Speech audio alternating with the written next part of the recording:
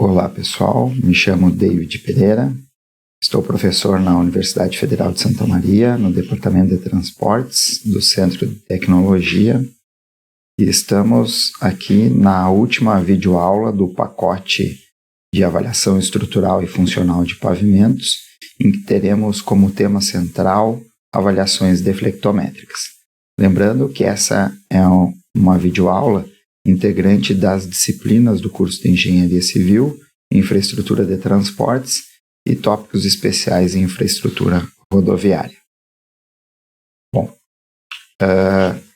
só para ter um panorama geral dessas nossas videoaulas relativas à avaliação de pavimentos, hoje, então, nessa videoaula, estamos no final lá da parte estrutural, da avaliação estrutural de pavimentos, em que nós iremos prender nosso foco na avaliação deflectométrica, sobretudo com a utilização de dois equipamentos em especial, os mais recorrentes de uso corriqueiro aqui no Brasil, que é a Viga Benkaman e o FWD.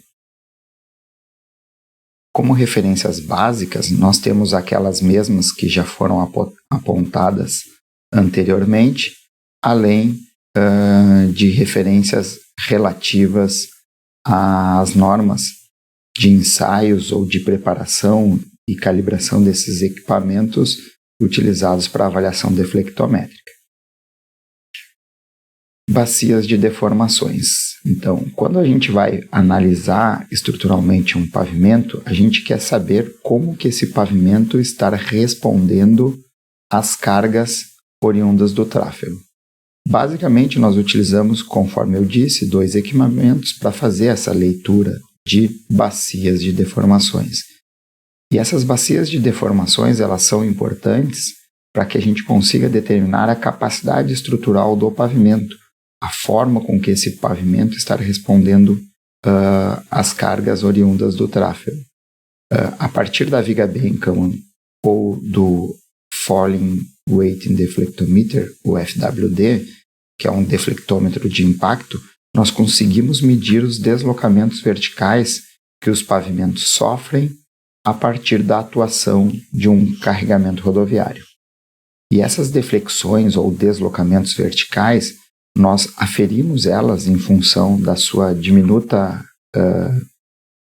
do seu valor bastante baixo em termos de deslocamentos verticais, em centésimos de milímetros.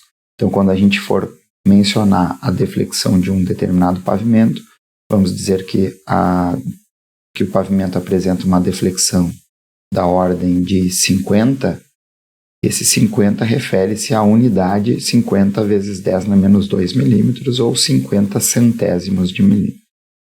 E um outro aspecto bastante importante diz respeito aos termos que a gente usa no meio rodoviário, de maneira mais prática, que na fundamentação, se nós formos buscar o sentido físico de cada uma dessas expressões, talvez a gente tenha algum tipo de conflito no que nós usamos no termo ou no jargão rodoviário.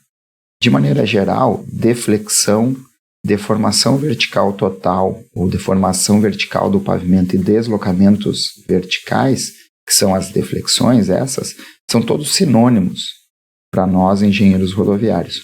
Quando na prática, deflexão tem um sentido físico diferente de deformação vertical, que por sua vez também tem um sentido físico diferente de deslocamento vertical. Deflexão, por exemplo, seria a alteração de direção, né, ou a inflexão de uma reta em função de uma alternância de direção.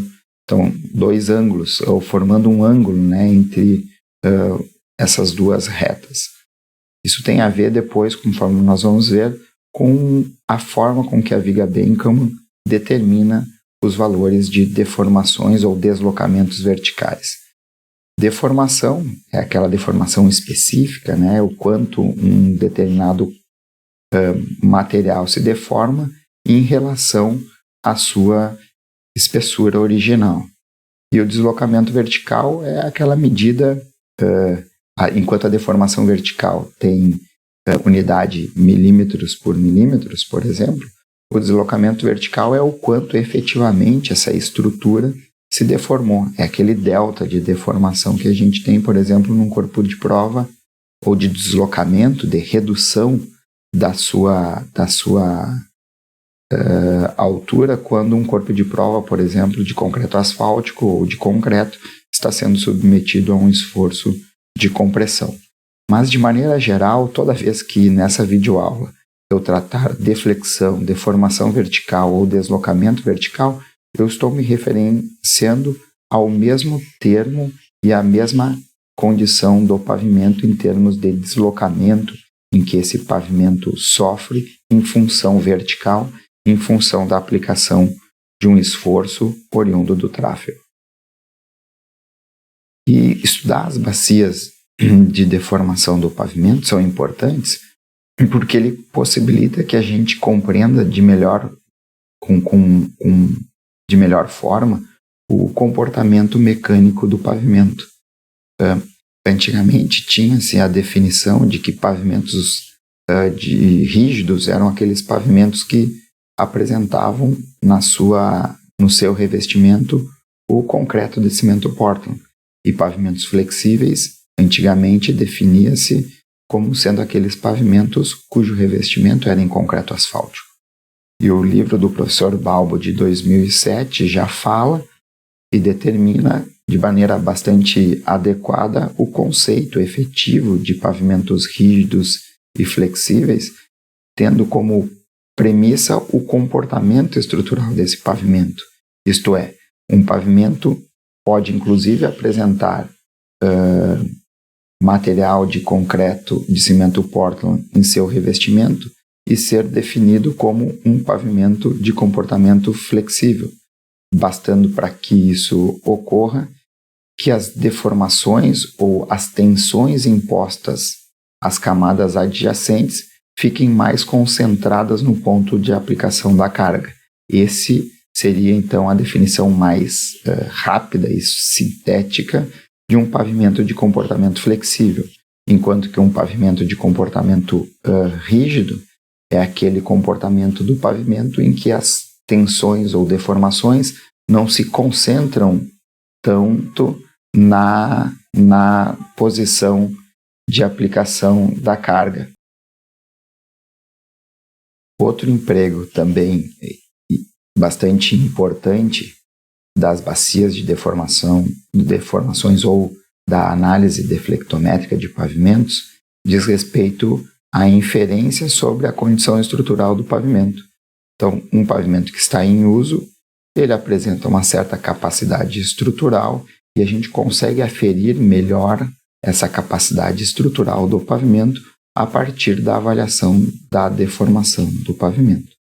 E a gente faz essa avaliação deflectométrica também com o objetivo de obter parâmetros que serão fundamentais e necessários ao dimensionamento estrutural da restauração dos pavimentos. Uma outra questão importante, e sobretudo vinculada à nossa possível novo método, um provável novo método de dimensionamento de pavimentos no Brasil, o Medina, no que diz respeito à restauração de pavimentos, é que a gente precisa determinar os módulos de resiliência das camadas em campo, e a gente consegue fazer isso a partir da retroanálise, uma vez conhecida quais são as espessuras das camadas dos materiais integrantes do pavimento. E a gente consegue fazer isso com base nas prospecções, que foi alvo da videoaula anterior de avaliação estrutural do pavimento. Conhecendo então as espessuras das camadas e realizando um ensaio de deflexão de bacia de deformações do pavimento, nós conseguimos, à luz da mecânica de pavimentos, calcular o módulo de resiliência de camada a camada desses pavimentos que efetivamente estão colocados lá no campo.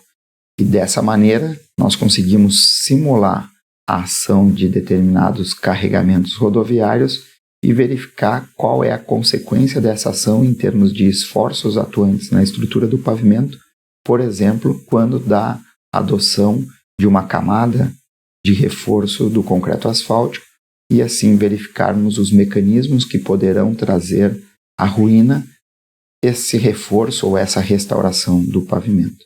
Então é muito importante também ter isso em conta quando a gente analisa a importância e a necessidade que nós temos de avaliarmos as bacias de deformações.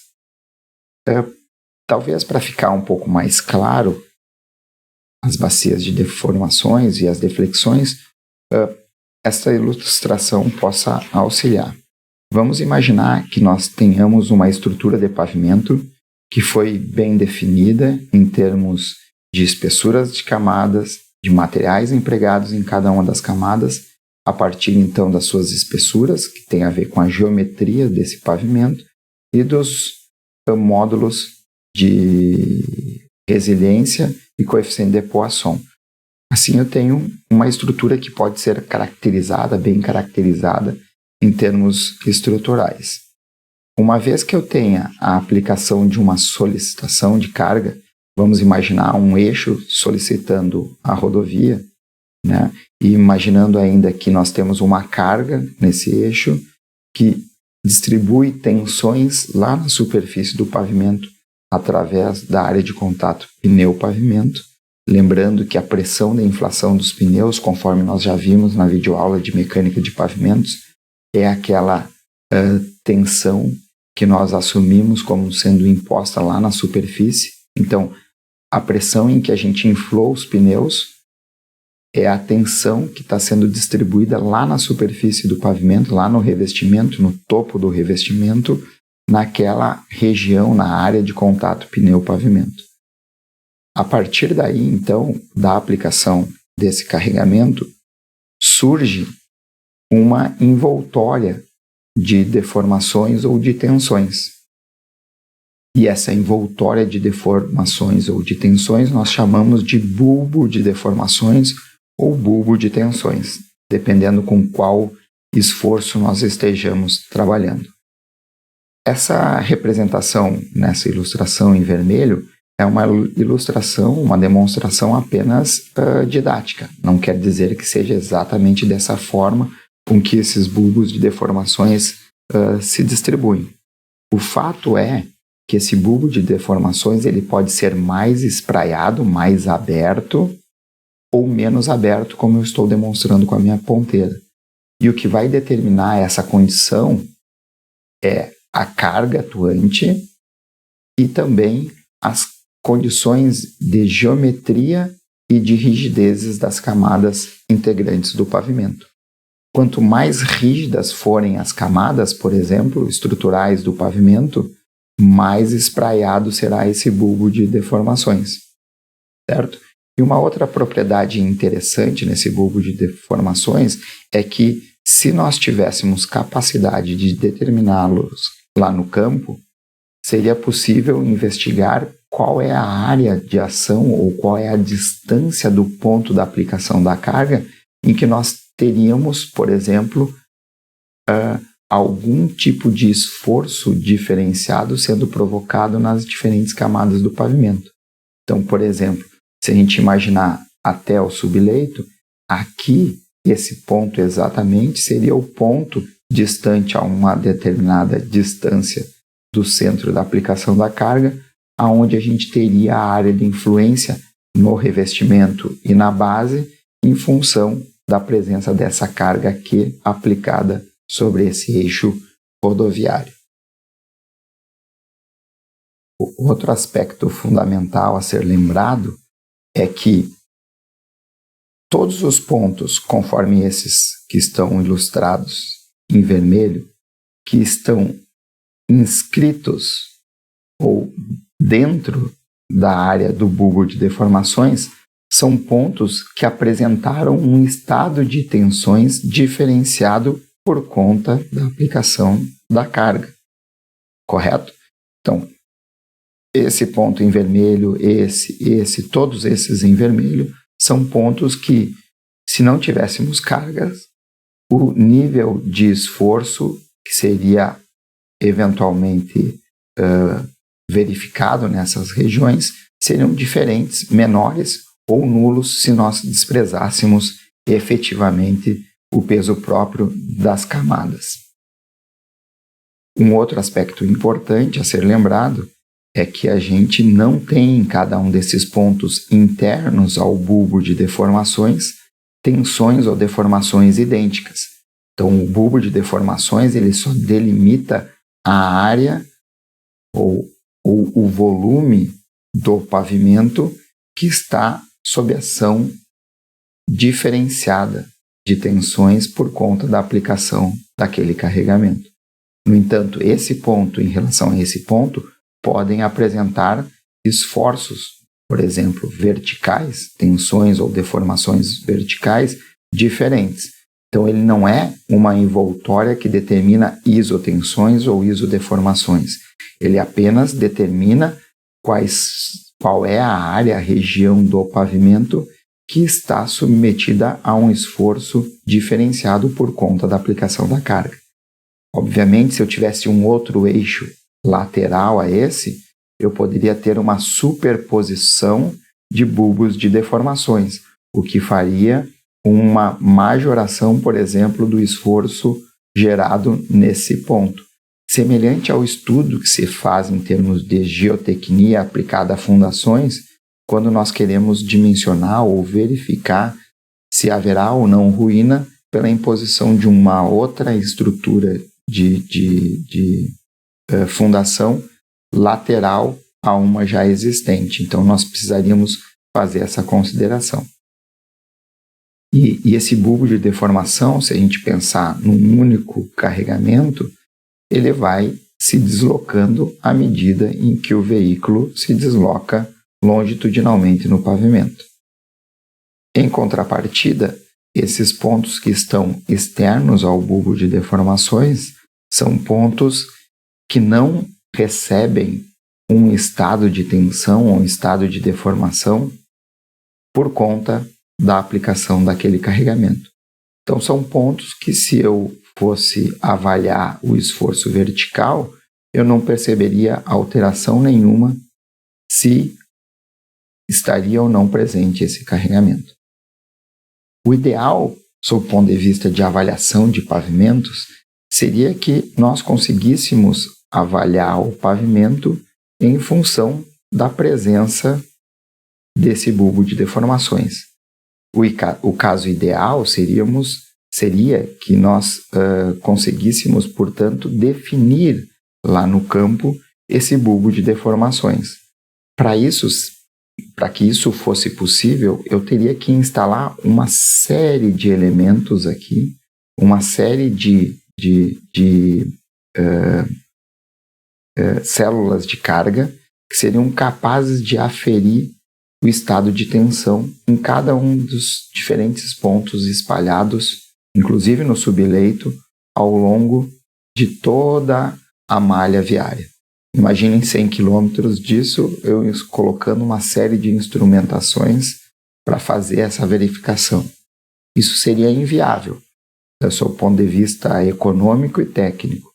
Isso pode ser viável num trecho muito restrito, numa condição muito específica de um estudo científico. Agora, sob o ponto de vista prático, isso seria inviável. E o que a gente acaba fazendo nessa condição é o seguinte: nós avaliamos na prática o efeito desse bulbo de deformações nos deslocamentos verticais percebidos pelo pavimento, que é mais ou menos essa linha, né, em que nós temos a achura dessa área aqui, que seria uma região em termos de deformação do pavimento, exagerada em outra escala, né, do pavimento. E isso nós chamamos, então, de bacia de deformações. Então, a gente não tem condições de medir diretamente o bulbo de deformações, mas em pista nós conseguimos definir esses deslocamentos verticais sofridos pelo pavimento, que nós chamamos de bacia de deformações ou bacia de deflexões, certo? Em função da aplicação da carga, nós temos próximo à região da aplicação da carga, deflexões ou deslocamentos verticais máximos. esse deslocamento numa escala deformada seria esse montante que eu estou representando na imagem, e à medida que eu vou me distanciando do ponto da aplicação da carga, eu tenho uma redução do meu valor de deslocamento vertical. Até um determinado ponto em que a minha estrutura do pavimento, composta pelas diferentes camadas e pelo subleito, ela não mais apresente deslocamento vertical nenhum. Quando isso acontece, eu digo que a minha carga já está suficientemente distante do ponto onde eu estou verificando essas deformações ou deslocamentos verticais, de tal sorte que o bulbo de deformações não exerce mais nenhum tipo de esforço ou gera nenhum tipo de alteração no estado de tensões das camadas constituintes do pavimento, incluindo o subleito. Então, é mais ou menos por aí que a gente tem que começar a analisar e entender, compreender as leituras, e o que a gente vai passar a verificar agora serão como os processos, as metodologias que nós temos para avaliar a bacia de deformações, que, portanto, é uma medida indireta, mas bastante representativa do nosso bulbo de deformações. Isso é mais fácil da gente medir do que o bulbo de deformações efetivamente. E a gente começa, então, pelo equipamento mais simples, mais barato e que foi utilizado largamente, continua sendo utilizado largamente aqui no Brasil, que é a viga Benckmann, que tem o sobrenome alusivo ao seu criador, que foi o Alvin Carlton Benckmann.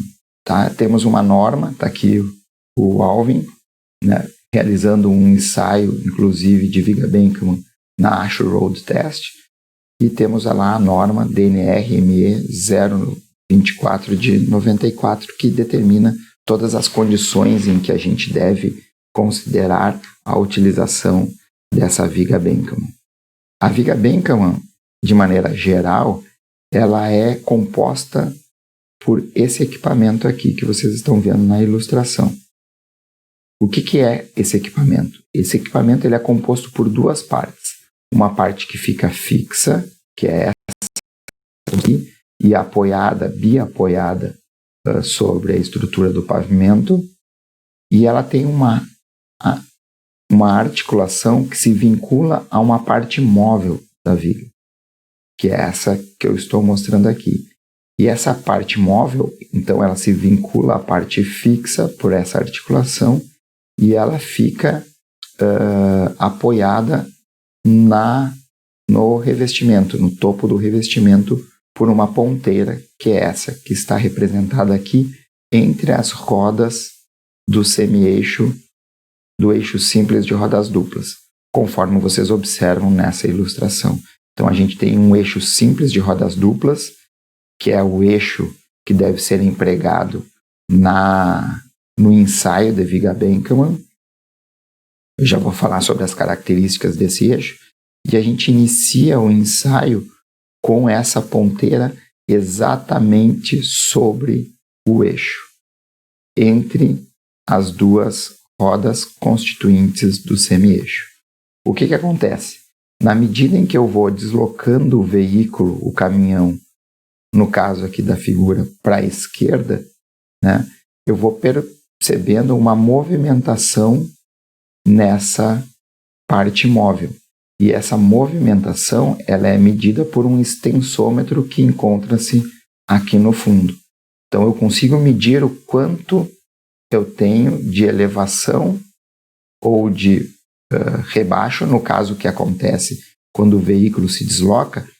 Nesse ponto eu tenho a maior deformação ou deslocamento vertical. Então ela está mais para baixo nesse ponto. Na medida em que o veículo se desloca para a esquerda, o pavimento vai recuperando parte da sua deformação ou do seu deslocamento elástico. E essa partezinha da ponteira, ela acaba subindo e essa parte aqui de trás, ela acaba descendo. E o que eu consigo é fazer essa leitura do quanto ela se desloca. Geralmente não sempre, as vigas Benkaman, ela tem uma relação de braços. Esse aqui é o braço A, esse aqui é o braço B. E em relação a essas, em função dessas relações, a gente define, e o que a gente mede efetivamente aqui de extensômetro pode ser caracterizado em função desse pequeno deslocamento. Esse braço de alavanca que a gente tem, essa relação 2:1, 3:1, ela na verdade amplifica esse valor de deslocamento vertical, que é minúsculo, que o pavimento sofre, de tal sorte que eu consiga medir aqui com um extensômetro de precisão algo amplificado.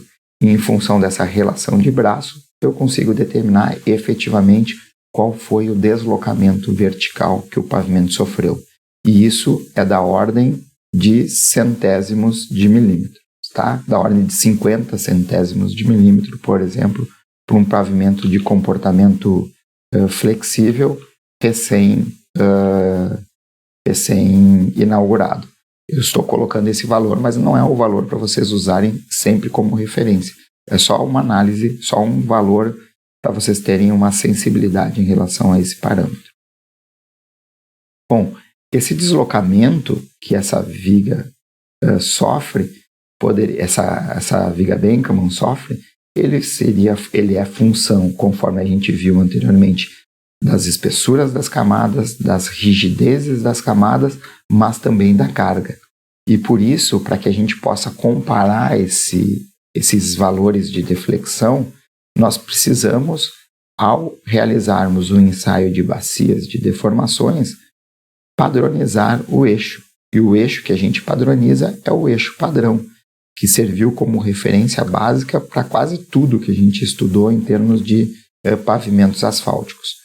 Então, nós vamos ter, naquele eixo traseiro, uma carga de 80 kN ou 8,2 toneladas, uma pressão de inflação dos pneus, esses pneus, de 0,55 megapascal, ou 80 PSI. E outro aspecto importante, e essa figura ilustra bem, é que o pneu tem que estar em bom estado. Ele tem que ter essas ranhuras efetivas. Porque um pneu careca tem uma área de contato diferente. E essa área de contato poderia gerar um bulbo de deformações com conformações ou com uma condição de espraiamento diferente do que o trivial.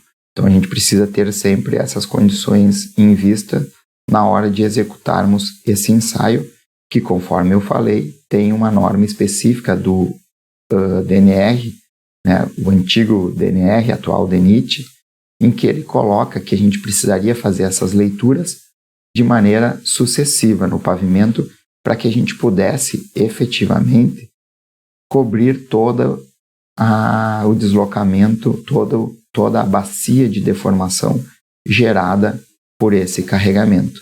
Então, na prática, esse ensaio ele é realizado em passos sucessivos. Eu realizo a primeira leitura quando eu tenho a ponteira exatamente conforme exposta nessa figura. Depois eu desloco mais à frente até 12,5 centímetros o caminhão, realizo uma nova leitura e assim sucessivamente, 25 centímetros, 40 centímetros e depois de 20, até que eu tenha 2 ou 3 leituras sucessivas sem alteração na leitura do extensômetro. Isso, quando ocorre, significa que eu já estou além da área de atuação daquele bulbo de tensões ou deformações provocadas pelo meu carregamento. Então, quando eu chegar a 2 ou 3 leituras sucessivas sem modificação na leitura do extensômetro, eu posso paralisar as minhas leituras. Conforme vocês vão ver num vídeo que eu vou mostrar para vocês, esse é um ensaio relativamente simples, trabalhoso, o que demanda, de certa forma, todo um apoio logístico para desviar o tráfego, que eu devo conduzir esse levantamento sempre na trilha de roda externa do pavimento. Então, é a trilha de roda, por exemplo, da faixa mais carregada, próxima ao acostamento, naquela trilha de roda. Geralmente a gente precisa fazer essas avaliações para fins de dimensionamento estrutural de reforço de pavimentos de estaca em estaca, de 20 em 20 metros, portanto, e é um ensaio que, como demanda a paralisação do veículo para a leitura, depois ele anda mais um pouco, faço a leitura, ele é um ensaio que aplica a carga quase que estática, se não estática efetivamente. E isso acaba mobilizando não somente a deformação elástica, que é o nosso interesse na avaliação, mas também a parte da deformação viscoelástica do pavimento, que tem como sua magnitude não só função da carga, mas do tempo de permanência da carga sobre o pavimento ou sobre o material. Então a gente tem a medida da deformação elástica junto com a deformação viscosa recuperável do pavimento. Com base nessas condições em que a gente faz o levantamento, a gente estima, entre uma estação e outra, uma avaliação de uma bacia demore mais ou menos uns 5 minutos cada uma delas. Um outro aspecto importante é que no momento em que eu estou em fase de projeto de restauração de pavimentos, que a gente faça essas leituras nos dois sentidos, ora na faixa de que está indo num sentido, ora na faixa que vem no sentido contrário. Portanto, o que a gente faz na prática é a avaliação no mesmo sentido, para não trafegar na contramão, pulando de 40 em 40 metros, e no retorno a gente defasa 20 metros e vem fazendo da mesma forma, de tal sorte que de 20 em 20 metros eu vou ter a minha avaliação deflectométrica em estacas, em faixas distintas, né? Fazendo esse zigue-zague sobre a pista de rolamento. Então aqui nós temos um vídeo que pode mostrar para vocês como é esse processo.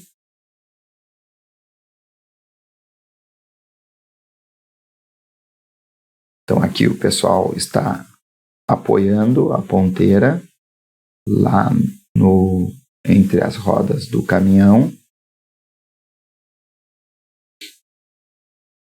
Estão regulando o equipamento. Aqui está o extensômetro que mede com precisão o deslocamento, né? E depois, com base nessa leitura, a gente faz os cálculos, então, da deflexão efetiva do pavimento, uma vez que a leitura que sai dali é só a parte do deslocamento, que é aquela parte móvel sofreu em função dos braços. Tenta-se deixar zerado o reloginho, o caminhão se deslocou na frente, ele vai medir essa deflexão, né? Na verdade, não é a medida da deflexão efetivamente. Observem, o caminhão deslocou um determinado tanto, né, que tem uma régua aqui na frente. Aqui a gente estava fazendo um ensaio um pouco diferente do que é o trivial. A gente tinha estações de controle diferentes, que era para coincidir com outro equipamento que vocês vão ver logo na sequência, que era um FWD do tipo Coab. Então, a gente estava comparando essas deflexões dessa viga Benkaman com a do Coab, por isso que as estações de parada do caminhão eram estações um pouco diferentes do que a norma preconizava. Isso fez parte do mestrado do Lucas Dotto Bueno. Então, olha aqui, ó, o caminhoneiro, o motorista, ele para em cada uma das estações. Aquela ali era de maneira meio primitiva, assim, mais efetiva, a forma com que o motorista tinha como verificar as estações que ele tinha que parar. Então, o ensaio aqui foi realizado, era um ensaio mais curto, com menos estações de parada. Se recolhe a viga, trava-se ela e leva-se até o próximo ponto de análise. Tá bom? Então, de maneira geral, esse é o processo em que se faz a leitura da viga Benkaman. Atualmente existem modelos de viga Benkaman que são automatizadas.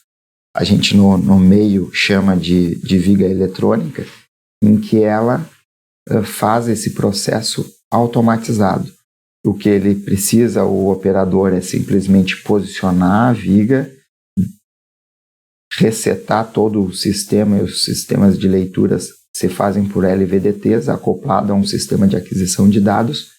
E aqui eu tenho um odômetro de precisão wireless, também manda a informação do quanto esse caminhão se deslocou, e no momento em que eu quero, eu posso configurar isso. Ele, na medida em que ele vai se deslocando, ele vai fazendo a medida nesse LVDT em que eu tenho a aquisição dos dados. Então, é um processo bem mais prático, bem mais rápido de avaliação da bacia deflectométrica. O importante é que a gente cuide para fazer esse ensaio e tanto a parte da colocação do equipamento com precisão lá entre o semi-eixo, que a gente verifique efetivamente se a carga está em 8,2 toneladas no eixo. Isso não é a carga total do caminhão, é a carga no eixo traseiro, e efetivamente a gente consiga verificar e calibrar os pneus desse veículo. Então, em síntese, é assim que a gente faz essa avaliação deflectométrica pela viga Benkaman.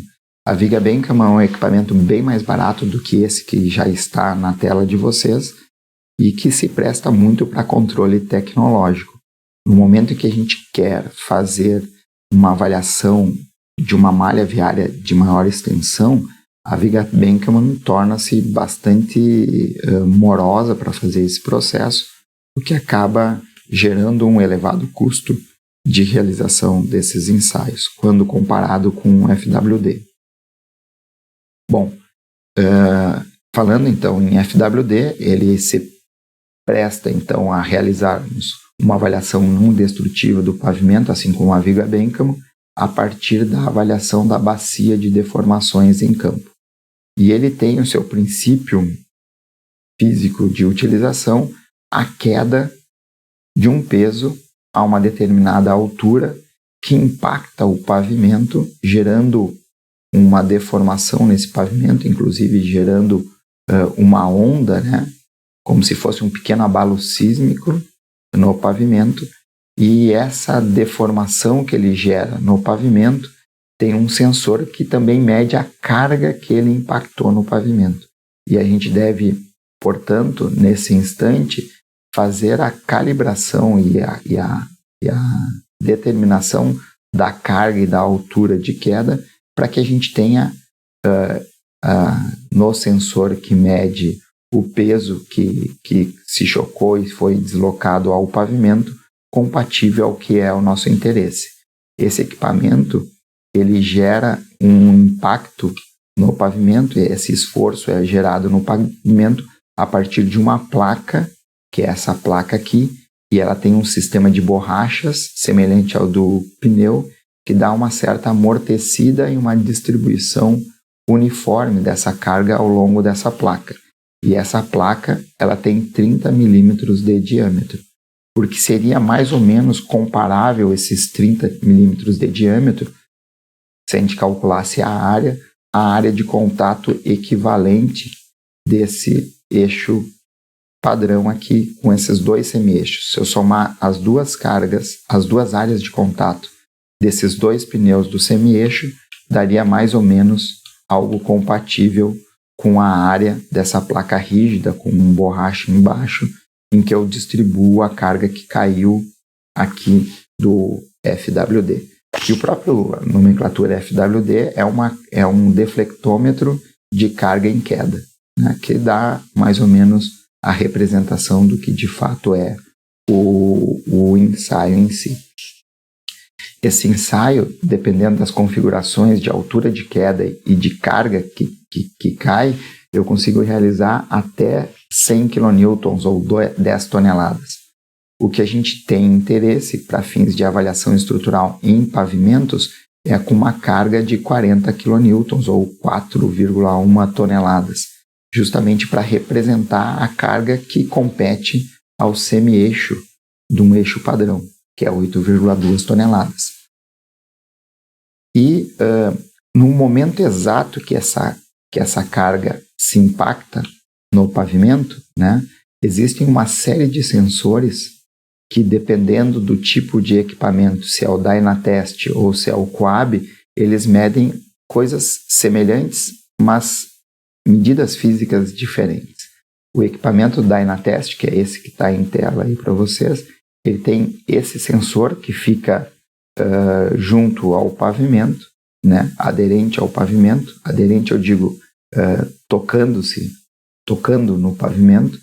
Eles são ditos geofones e eles medem a propagação da onda sísmica, digamos assim, quase como se fosse uma representação de um equipamento que mediu a onda, as propriedades dessa onda que se propaga quando há o choque da carga com o pavimento.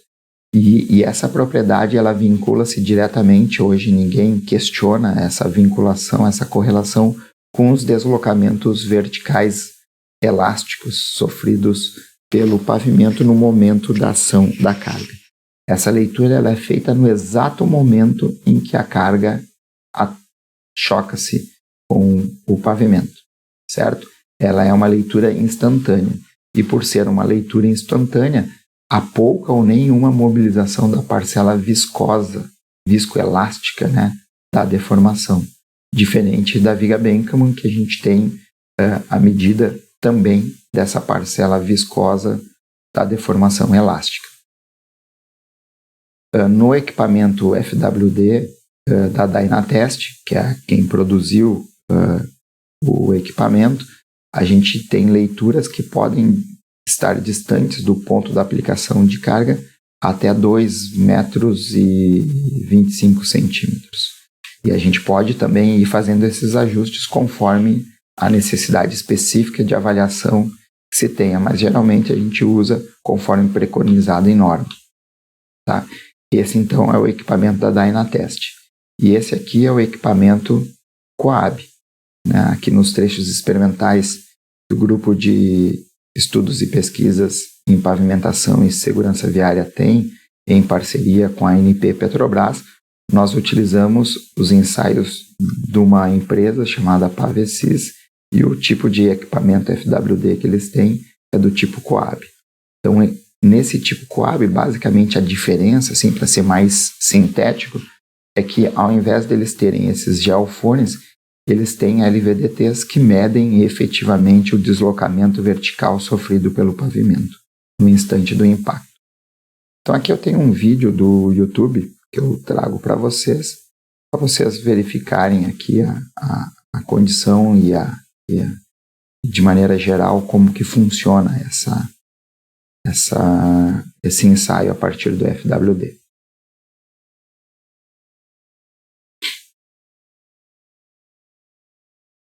O endereço está aqui embaixo, se vocês quiserem procurar. Uma empresa que executa esses ensaios, ele tem uma van e acoplado nessa van, internamente, tem um sistema de FWD.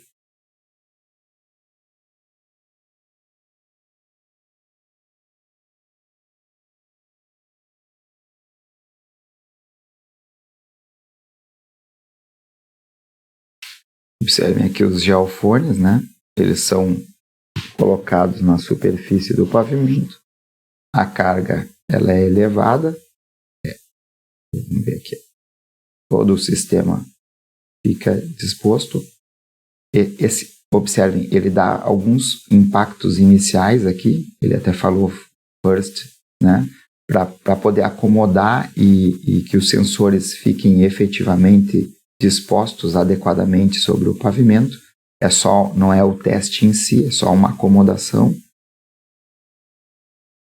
E depois ele gera efetivamente o carregamento. Então a onda de deformação no pavimento se propaga e esses geofones conseguem capturar em suas distâncias, né, as ondulações ou deformações, deslocamentos verticais sofridos pelo pavimento. Ele não dá tantos golpes assim, isso aqui é só para ilustrar, E aqui a gente vai ver uma outra ilustração, né? Agora em real, né? Não uma animação, mas uma real do equipamento da Enatest do Dyer aqui do Rio Grande do Sul. Observe então aqui. Então aqui já estão todos os sensores.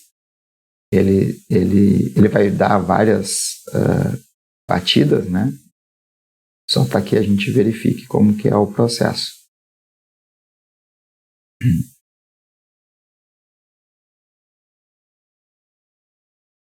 Vamos colocar novamente aqui para vocês verem. O equipamento chega no ponto a ser analisado, de estaca em estaca, na trilha de roda externa.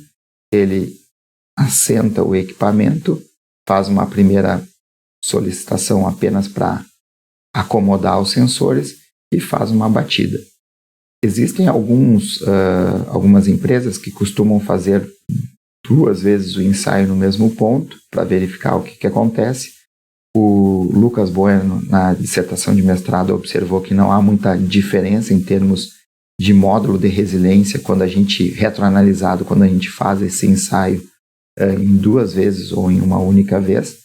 E ele também avaliou essa condição para cargas diferentes. Então, na configuração do sistema que vai embarcado num computador lá na frente do veículo, ele pode, inclusive, fazer a série que ele quer em termos de cargas. Então, ele pode fazer uma primeira solicitação com uma carga menor e vai aumentando a solicitação de tal sorte que lá no final de uma estaca ele tenha uma condição de vários ensaios com cargas diferentes. O que vai ser importante para a gente, para fins de dimensionamento estrutural do pavimento, vai ser a carga de 40 kN, correto?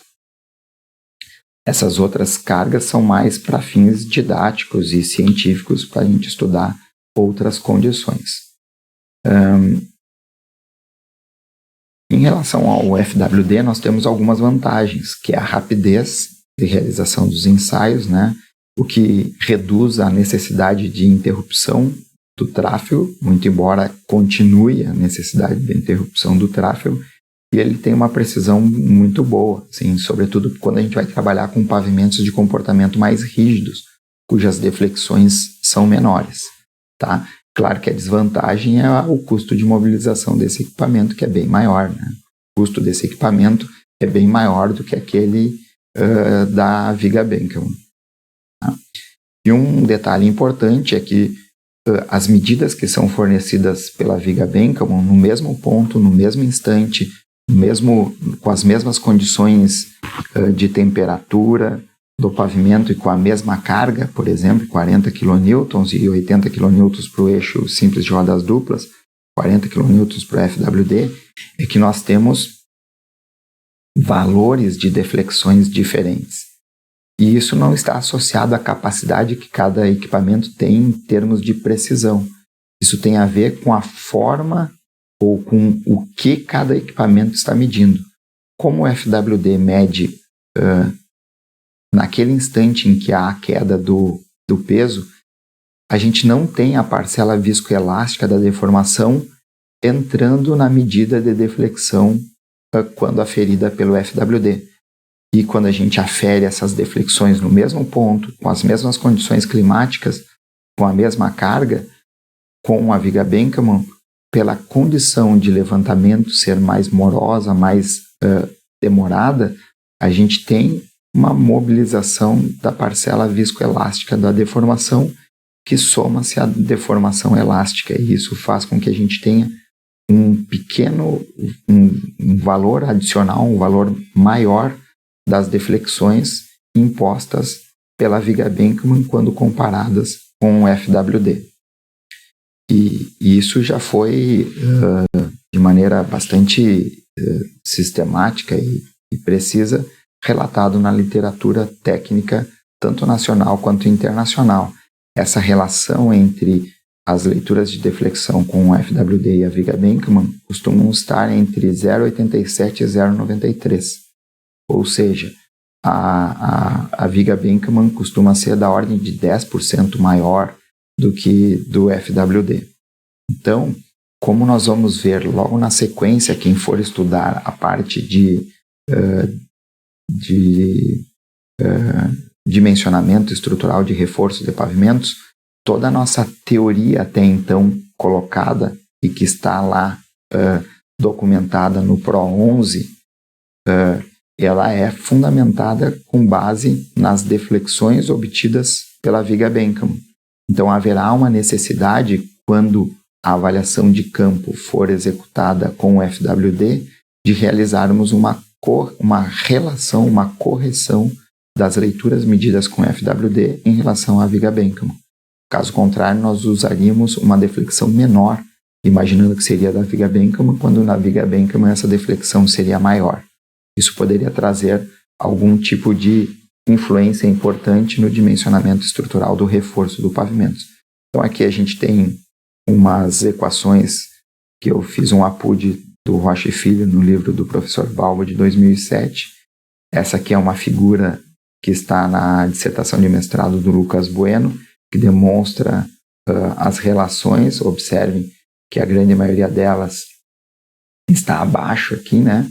Demonstrando que a viga Bentham e o FWD não se correlacionam pelo valor adequado, pelo valor, não é uma coisa, não é idêntica à outra, né? A gente tem aqui o modelo geral que o Lucas obteve para as condições específicas que ele tinha aqui nos trechos em Santa Maria. Isso deu mais ou menos 0,72, até maior do que aquele valor, essa relação, né, da viga Bentham com o FWD. E isso é importante a gente levar em consideração e de fato, avaliarmos isso e corrigirmos essas condições quando formos implementar um dimensionamento de restauração de pavimentos pelos métodos que levavam em condição original as deflexões medidas pela viga Bentham. Um outro aspecto bastante importante é que, em linhas gerais, a gente pode dizer que os pavimentos de comportamento flexível, eles apresentam uma deflexão máxima da ordem de 60. Isso não é conclusivo, tá? É só uma ideia para vocês.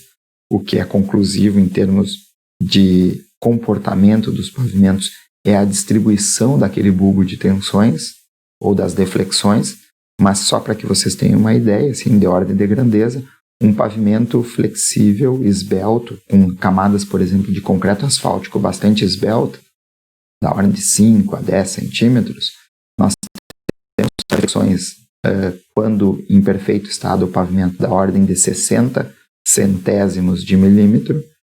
Pavimentos semirrígidos, que tem, por exemplo, base cimentada, BGTC, concreto compactado com rolo, tem deflexões da ordem de 20 a 30 vezes 10 a menos 2 milímetros, e pavimentos rígidos, como aqueles com placas da ordem de 20 a 25 centímetros de espessura de concreto, apresentam deflexões máximas da ordem de 10 vezes 10 na menos 2 milímetros. Só para vocês terem uma ideia, 60 vezes 10 na menos 2 é 0,6 milímetros. Isso é a deflexão máxima, 0,6 milímetros. Olhem na régua de vocês e vejam o que representa meio milímetro, é quase nada. E essa é a deflexão máxima, ou seja, é o deslocamento máximo percebido pelo pavimento quando exposto à ação daquele eixo padrão. Um outro aspecto fundamental nisso tudo também é que até a década de 1960, as avaliações em termos de pavimentos e de capacidade estrutural dos pavimentos, de qualidade estrutural dos pavimentos, ela era fundamentada basicamente na análise da deflexão máxima, certo? Que é aquela deflexão medida, a primeira deflexão medida no pavimento. Então o ensaio de deflexão era muito mais simples, a gente não determinava a bacia de deformação do pavimento, a gente determinava apenas aquela deflexão máxima.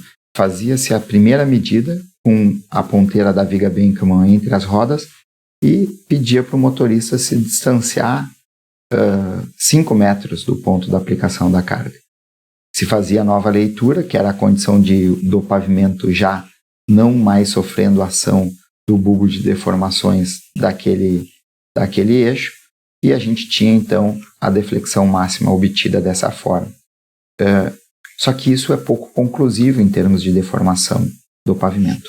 E eu trago para ilustrar isso para vocês um gráfico e um exemplo em que o professor Balbo, no livro de 2007, quem quiser um pouco mais de explicação, ele se desdobra lá fazendo a explanação desses dois casos aqui.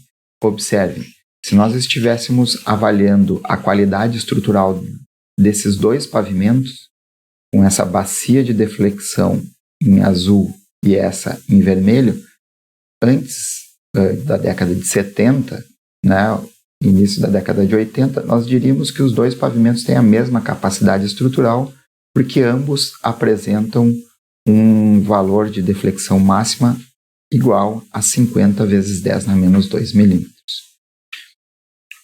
No entanto, pessoal, a partir da década de 70, começou a se estudar mais aprofundadamente a questão da mecânica de pavimentos e se introduziu o conceito de raio de curvatura para análise da qualidade estrutural de pavimentos. E esse raio de curvatura, ele era associado a um raio de um círculo que poderia ser inscrito aqui nas bacias de deformação, agora nas bacias e não na deflexão máxima, correto? E ele é dado por essa expressão que leva em consideração basicamente duas deflexões.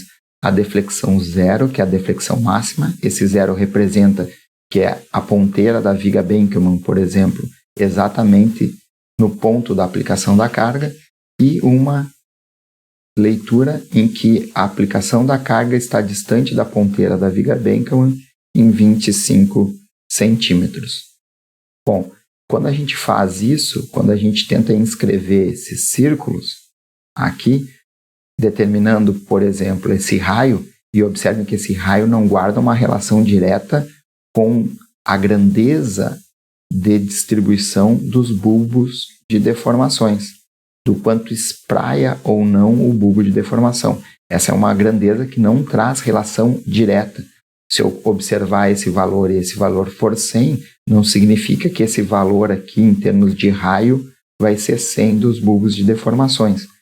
Mas ele traz, sim, uma ordem de grandeza que é capaz de me mostrar qual é a bacia que apresenta uma melhor distribuição dos esforços.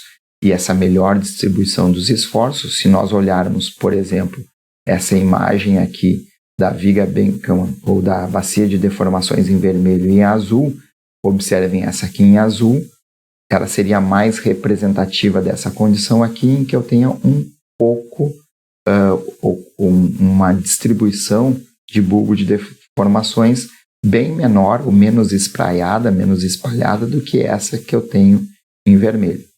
Então, para a gente colocar isso em números nesse exemplo, vamos imaginar a azul inicialmente. Essa é a nossa formulação. A deflexão máxima D0 é 25 e a D25, observem aqui, é 50 centímetros. A representação da bacia de deformação é exatamente essa, com a escala vertical invertida, e aqui a distância em relação à medida da leitura em relação à distância da carga. Então aqui, com 25 centímetros, é exatamente a metade dessa distância daqui até aqui, eu tenho algo próximo de 40. O raio de curvatura da bacia do pavimento em azul é 312,5. Em relação à bacia do pavimento representada na linha vermelha, é os mesmos 50, o D0, D a 25 seria algo próximo a 48, o que calculando daria 1.562,5 metros. Então, o que a gente chegava à conclusão, então, com a introdução desse conceito de raio de curvatura, é que a bacia de deformação em vermelho ela apresenta uma condição de distribuição dos esforços mais ou melhor distribuída que aquela em vermelho. Isso faz com que os esforços gerados pela ação daquele carregamento cheguem às camadas subjacentes do pavimento de maneira mais tênue no pavimento vermelho do que no pavimento em azul, certo? Eu vou falar, mas espero que vocês ouçam isso com bastante parcimônia para que não confunda. Muitas vezes a gente, quando olha a bacia de deformação, a gente está analisando essa bacia de deformação e imaginando, do meu pavimento em azul, a gente interpreta erroneamente isso. Como eu tenho uma deflexão menor a uma distância menor, quer dizer que eu tenho tensões menores agindo no pavimento. Quando, na verdade, a gente só está dizendo que esse meu pavimento ele distribui os esforços de maneira mais concentrada no ponto de aplicação da carga. Então, cuidado para não fazer essa interpretação. E a interpretação correta está, se nós fôssemos analisar, por exemplo, os esforços verticais, que no pavimento em azul, que apresenta esse espraiamento de cargas, num determinado ponto, vamos imaginar esse ponto aqui onde está a minha ponteira, essa carga ela vai ser distribuída e aplicará uma tensão vertical que é igual à carga dividida por toda essa região aqui em raio, por todo esse raio, né, por uma área formada por esse raio. Enquanto que o pavimento com esse bulbo de deformações vermelho terá um raio maior para distribuir essa mesma carga, o que geraria uma tensão vertical menor. Essa é a interpretação adequada a ser feita, e não olhando simplesmente para a rápida redução das deflexões, imaginando que as tensões no pavimento vão ser menores porque as deflexões estão sendo minoradas. Correto? Então, cuidem e façam a interpretação adequada. Quando a gente olha a bacia de deformação, a gente não está olhando diretamente os bulbos de deformações. A gente precisa analisar com a luz apontada para os bulbos de deformações.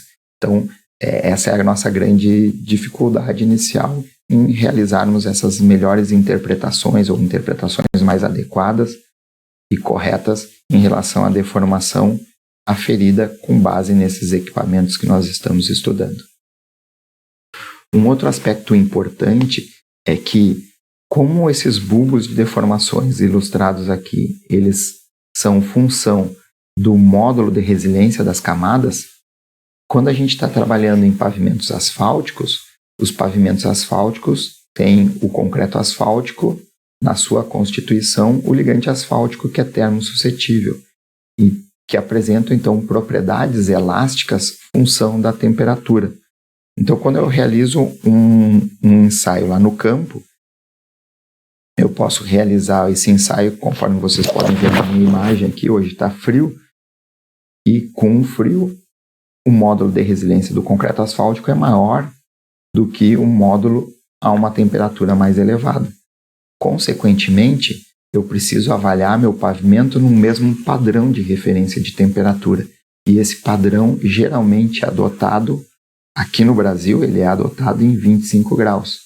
Então, há muitas vezes a necessidade, sobretudo quando a gente está fazendo esse dimensionamento, por exemplo, como nós faremos pelo Pro 11, com essas temperaturas referenciadas a esse patamar de 25 graus Celsius. Nessa condição, há necessidade da gente corrigir a deflexão. Uma deflexão medida num dia frio vai ser menor do que uma deflexão medida num dia quente.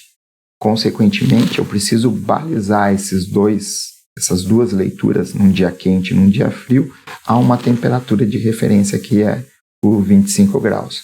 Então, aqui existe algumas metodologias para a gente fazer isso, uma equação que representa, em função da temperatura do pavimento, que deve ser medida, então, a temperatura ao ar e a temperatura do pavimento deve ser medida sempre que a gente fizer uma avaliação deflectométrica.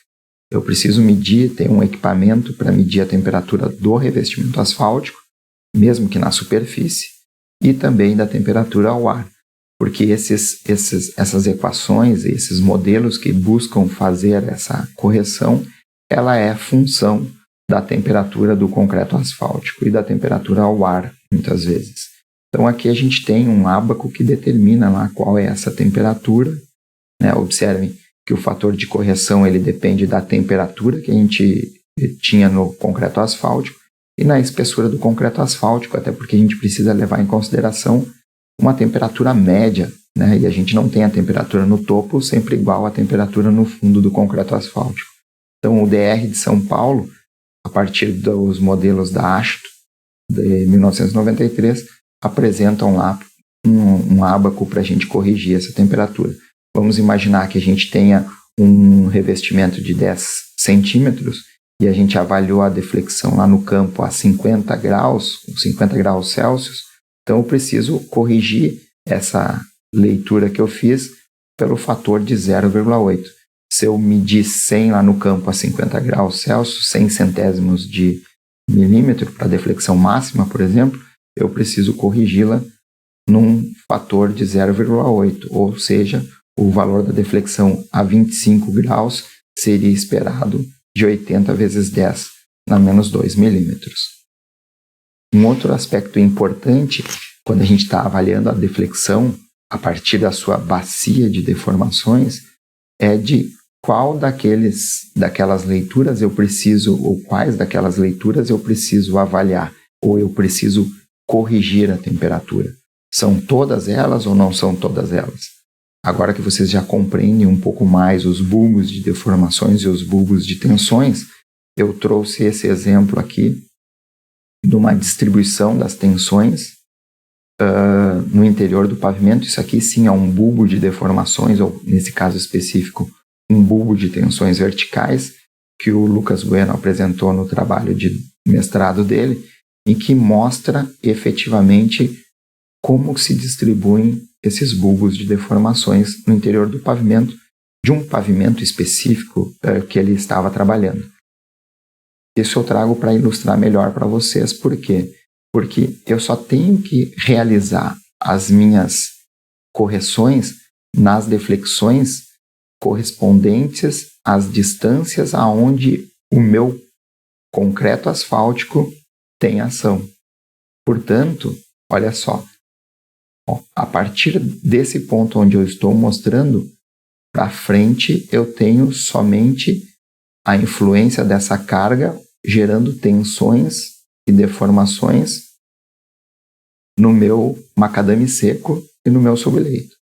Aonde é que é o limite da área de influência desses bulbos de deformações no concreto asfáltico? É exatamente aqui nesse ponto, o que corresponde praticamente a quarta leitura D0, D1, D2 e D3, que foi realizado lá no COAB, no ensaio do FWD do tipo COAB que ele levou em consideração. Portanto, as deflexões dessa leitura D4, D5 e D6, elas não demandam correção pelos aspectos vinculados à fadiga, à temperatura, tá bom?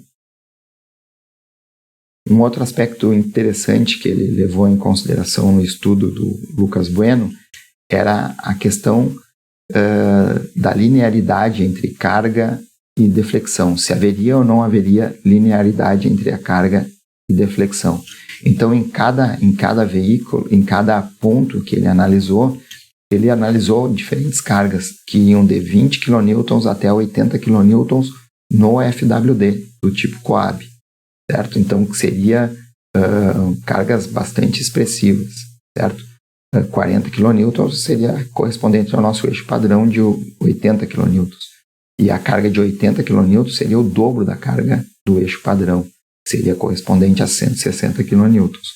E observem que essas leituras em termos de deflexões, realizadas no mesmo instante, com as mesmas condições climáticas, portanto, não aumentaram na mesma proporção, né? Aqui eu tenho 30, que é com 20 kN, e ela deveria ter aumentado para 60 se eu tivesse uma linearidade carga-deformação ou deflexão, e ela aumentou para 45. Tá? Isso daqui, por exemplo, 45 com 40 kN para 80, ela teria que ter subido até 90, e ela foi até 70, o que demonstra claramente que não há uma linearidade da carga-deformação. E um outro aspecto importante que ele verificou é que quando ele retroanalisava essas informações em termos de módulos das camadas, havia uma maior tendência de enrijecimento com o aumento da carga. Ou seja, quanto maior a carga que a gente efetuava a batida lá com FWD, maior era a rigidez, ou maior era o módulo de resiliência que ele retroanalisava em função do aumento da carga. Tá? A gente tem menores aumentos das deflexões não proporcionais à carga, conforme eu também já havia mencionado. São alguns aspectos importantes. Quem tiver mais interesse pode ler a dissertação do Lucas Bueno, que é bem interessante nesse sentido. Bom, pessoal, com isso, então, nós fechamos esse grande pacote composto, acho que de 6 videoaulas para quem está fazendo a disciplina mais específica, de tópicos especiais, e de 4 videoaulas para quem está fazendo a disciplina de infraestrutura de transportes, mas que dá uma boa ideia da necessidade, da importância e de uma maneira geral assim, de como a gente deve proceder essas avaliações funcionais e estruturais no novo pavimento, que serão essenciais, primeiro, para a gente compreender em que estágio de degradação nosso pavimento se encontra, alimentarmos bancos de dados de gerência de pavimentos e ainda gerar parâmetros necessários ao dimensionamento estrutural da restauração do nosso pavimento, quer seja pelas normas atualmente preconizadas pelo DENIT, como é o caso do PRO 11, ou mesmo em face à efetivação do novo método de dimensionamento. Então, esses parâmetros necessários ao nosso dimensionamento pelo Medina da restauração de pavimentos.